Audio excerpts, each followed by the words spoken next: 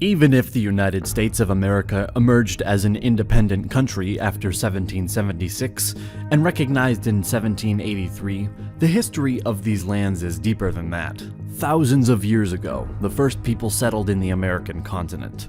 It is not exactly known how the Native Americans first settled in these territories, but a theory says that people migrated from Eurasia starting 30,000 years ago, across a land bridge known as Beringia.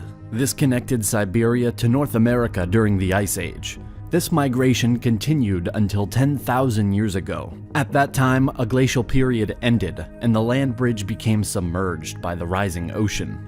But before we move any further, we want to give a big thank you to Raid Shadow Legends for sponsoring this video. Raid is a brand new RPG game that you will definitely enjoy. The game has an amazing storyline, great looking 3D graphics, incredible boss fights, and PvP battles. You can choose from hundreds of champions to collect and customize as you wish. I personally prefer Ethel because of her great skills and the way she looks. She is not the only awesome champion, but in my opinion you should definitely try her out. Raid is a rapid growing game, attracting more and more players every day. By now, 10 million players worldwide have already downloaded the game in less than 6 months. The game is consistently updated, so you will not get bored playing it. After downloading the game, I can surely say that I am impressed by its quality and graphics. Playing Raid is the most immersive experience you'll find on a smartphone, and it can only really be compared with the biggest PC and console titles. And the best part of all of this, it's totally free.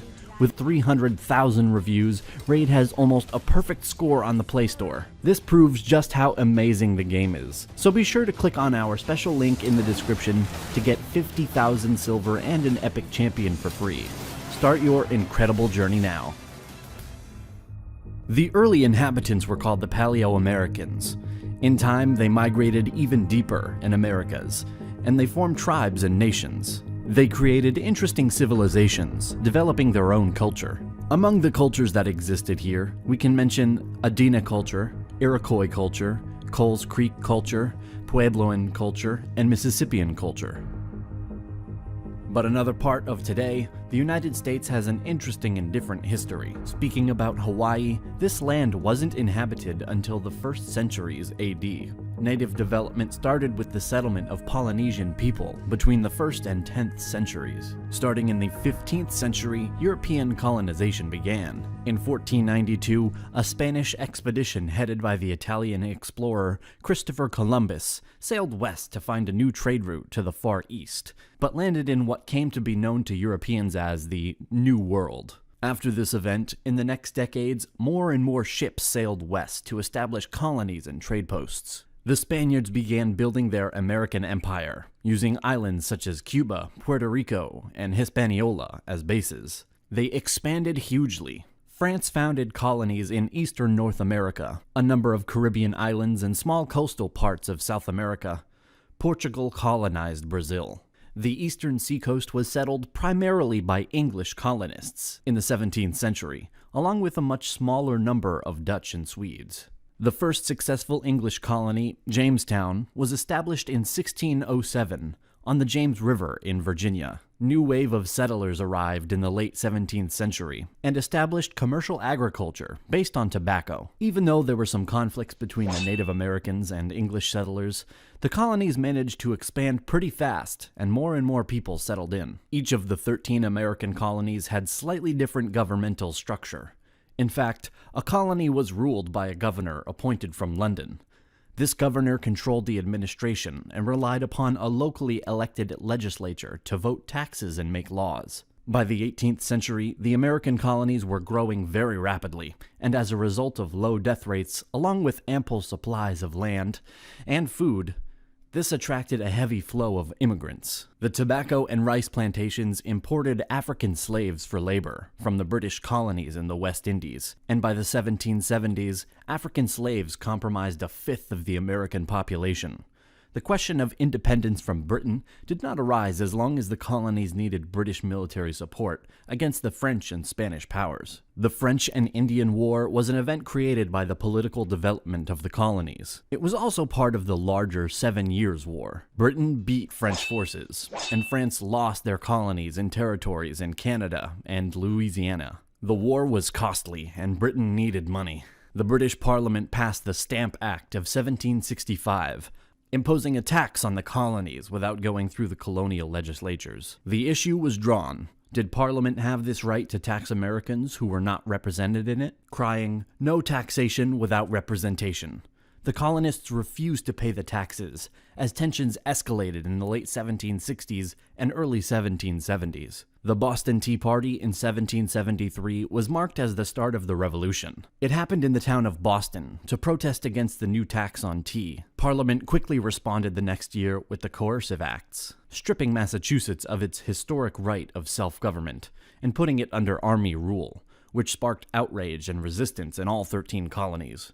Leaders from all 13 colonies gathered and created the First Continental Congress to coordinate their resistance. The Congress called for a boycott of British trade, published a list of rights and grievances, and petitioned the king for redress of those grievances. It wasn't about independence at that point, but this appeal had no effect, and so the Second Continental Congress was created in 1775. In order to organize the defense of the colonies against the British Army. The 13 colonies began a rebellion against British rule in 1775, and proclaimed their independence in 1776 as the United States of America. In the American Revolutionary War, 1775 to 1783, the Americans captured the British invasion army at Saratoga in 1777, secured the Northeast, and encouraged the French to make a military alliance with the United States. France brought in Spain and the Netherlands, thus balancing the military and naval forces on each side, as Britain had no allies. General George Washington was an excellent organizer and administrator, who worked successfully with Congress and the state governors, selecting and mentoring his senior officers, supporting and training his troops, and maintaining an idealistic Republican army. The American Revolution was a success, and at the Peace of Paris of 1783, their independence was recognized. And even so, the former colonies gained more than expected. The expansion to the west started, incorporating the Amerindian lands, west of the Appalachian Mountains. A deal was made by the United States President Thomas Jefferson in 1803.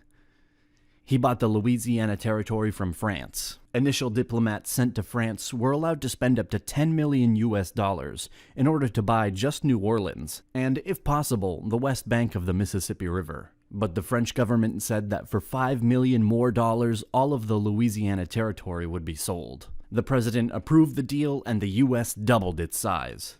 In the middle of the 19th century, some cessions were happening, and Texas in joining the Union in 1845, and after the war against Mexican Empire, the United States will take important lands and expand even further. In 1861, after Abraham Lincoln was elected, some states from the South, the Confederation, attacked the rest. The South Revolt was happening due to controversy over the enslavement of black people. In 1860, the United States was led by Abraham Lincoln, supporting banning slavery in all territories. War broke out in April 1861, when secessionist forces attacked Fort Sumter in South Carolina. After 4 years of war, the Union achieved its victory, and the Confederates were defeated. National unity was slowly restored. The national government expanded its power. The 19th century was a period of economic expansion. More and more industries were created, and also the accent was put on infrastructure. In 1898, the American-Spanish War is happening. Americans are winning in short term some battles, and at the Treaty of Paris, U.S. is getting the Philippines, Puerto Rico, and Guam. At the beginning of the 20th century, World War I started. Even though the U.S. was neutral due to German attacks on the American ships, and due to their intentions to make Mexico join against the U.S., the Americans joined the Allies. After this event, the economy was growing and all was good, until the Great Depression, which started in 1929. This event shook the world and created a base on which the Second World War will start. United States joined the Allies after being attacked at Pearl Harbor on December 7th, 1941, by the Japanese Empire. Americans fought a distant war in Europe, Pacific, and they provided supplies to the Soviets, armored cars, motorized equipment, food, etc. Winning battle by battle in the Pacific, getting closer to the Japanese mainland, and after D-Day in Europe in 1944, the Americans managed to have a great impact and to help a lot on the Allied side. The war ended in 1945. Germany capitulated in May, and Japan in September after the 2 nuclear bombs dropped at Hiroshima and Nagasaki. The United States and Soviet Union emerged as rival superpowers in the aftermath of World War II. This was a period known as the Cold War. The 2 countries confronted each other indirectly in the arms race, proxy wars across the world, including the Korean and Vietnam Wars, and propaganda campaigns. The purpose of this was to stop the spread of communism. In the 1960s, waves of civil rights movements started, rights of voting and freedom of movement to African Americans and other racial minorities. The Cold War ended with the collapse of the Soviet Union. After, the United States has been focusing on modern conflicts in the Middle East. The beginning of the 21st century saw the September 11th attacks carried out by Al-Qaeda in 2001, which was later followed by the wars in Iraq and Afghanistan. In 2008, the United States had its worst economic crisis since the Great Depression.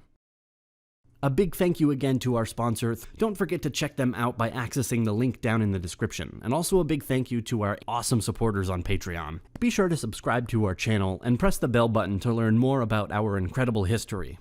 Thanks for watching, and see you in the next episode.